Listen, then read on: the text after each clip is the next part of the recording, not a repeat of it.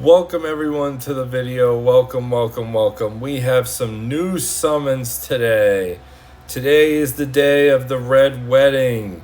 Should you summon? Well, in this summon, we have Walder Frey and we have Roose Bolton. Roose Bolton you will be getting from the PvP raid rewards, and Walder Frey is in the Gold Road. Do you want a high Bolton team? In this summon, you will also get Walder Rivers, who is also a Bolton, who can be used on that team. The commons aren't, you do get some Boltons in the commons, but generally, if you want to build a Bolton bleed team, they're not good for events. So if you're looking for that, that's one thing. Campaign, they're going to be suffering. PvP, they have potential. If you want to, but it's green tokens. I would advise against it. There's not enough value in it yet. Then let's look over here. Dynamic duo. You have Bronn and Tyrion. Garbage. Do not pull.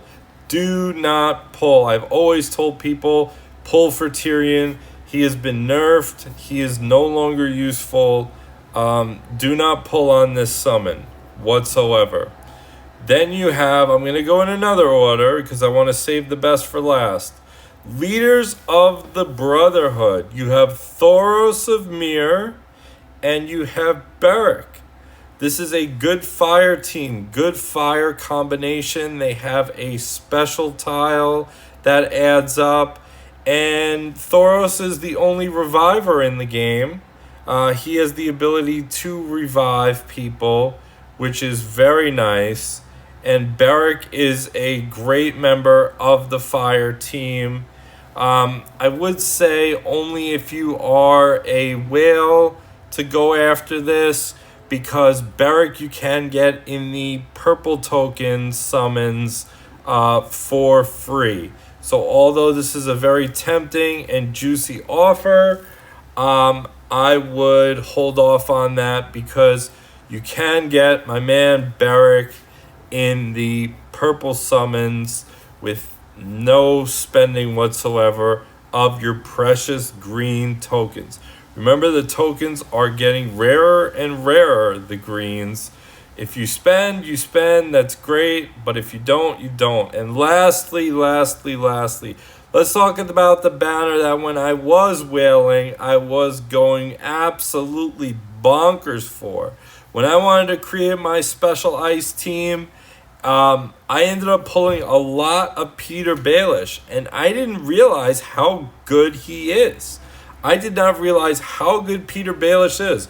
This is a super amazing summon, as you get two very good characters that fit into niche teams.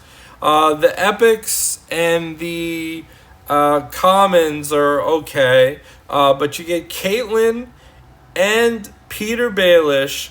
Now, the Shield team is currently my favorite team. Is it worth going after Petyr Baelish for? Can you sustain? Petyr Baelish, as you could see in his move kit right here, if he's the leader and he has a shield, he grants all allies a 14% attack shield every turn. He takes away 13% stamina from each ally and gives himself stamina. And then when an enemy is defeated, he gives himself a shield. So you have the possibility to build a nice sustained team for events and for campaign. If they do introduce an endless White Walkers event or something where there's constant waves coming out and they get stronger, this sustain method might work. So with Baelish, you want Samwell, you want Brienne, you want Alistair, and you could do Zaro or Barristan. You don't even have to do a 5th shield member because you rarely get the Zaro shield off anyway. But that's your shield team. 3 of the members are in the purple summon, so it kind of makes it a little tricky. But if you get them to 3 stars, you could do 3 stars with one of them, go to the next one, 3 stars, go to one of them, go to the next one. Let's talk about Kat. Kat is an amazing member for the Starks. She has the best single target heal in the game, and she has the ability to give people ice when your allies drop below 50% health, and she heals them. So she's a passive ice maker, so very important. You do need to have her at 2 stars for this ability to happen. Mine is really high, so it happens many times in the battle. But it can be amazing against dragons, against harder content, to get someone brittle and use your ice team. I just did a video on the Starks and why you should build an ice team. You got guys like Ned, you got guys like Ghost, you've got guys like Bastard John, just heavy hitters. You just need ice makers, and she is an ice maker, and she provides sustain and healing with her single target heal. So of the 3 banners, if you were gonna, of the 4 banners, if you were gonna summon for one of them, I would recommend summoning for this one, as long as you plan on building either the shield team or you build the Starks with ice and you want Caitlyn. So eventually you might get both of those characters, but this, I feel, is a definitely worthwhile summon. Caitlyn does open the doors for you to do harder content with her strong heals. So, the Red Wedding, you have 27 days. I don't know. I mean, I'm not a fan of the bleed mechanic. I know some people who watch my videos are, and they like bleed. I don't know. I think you need a lot of stars, and I think it's going to be very expensive to do so. And most of the team for the Starks you could get for free.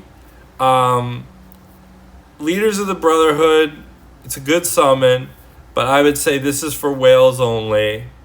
And then the Tyrion banner, no, do not go for it. I hope you guys enjoyed this video. These are my summoning picks and who you should summon for if you are going to summon. Also, be on the lookout for that bonus. Every 80 summons, you get to pick 15 shards of a character that you want to get as a bonus. That is out. Hope you guys enjoyed this video, and I will talk to you later.